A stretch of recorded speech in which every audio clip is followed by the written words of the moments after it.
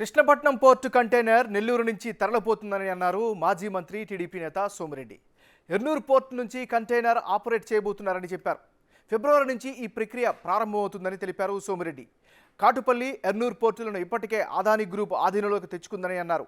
ప్రభుత్వానికి దమ్ముంటే port container తరలింపులు ఆపాలని అన్నారు.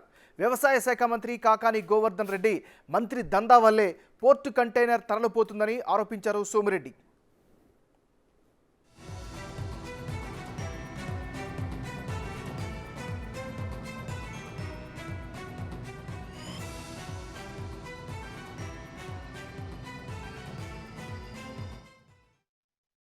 కృష్ణపట్నం కంటైనర్ పోర్ట్ ఈ నెలాఖరికి క్లోజ్ చేస్తున్నారు.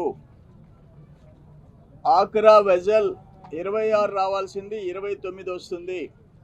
ఆ వెజల్ ఎంఎస్సి వెజల్ ఇది అక్కడ పార్కింగ్ అయి ఉంది. 29th అన్లోడ్ అయిపోద్ది. నేను కృష్ణపట్నం పోర్ట్ నుంచి వాళ్ళ ఆఫీసు నుంచి పోయిన మెయిల్ నేను చదివి వినిపిస్తా. From Vijay Konari. Dear sir, greetings. Subject would like to apprise your good selves that Adani is winding up their container operations from Krishnapatnam effective from January 31st, 2024.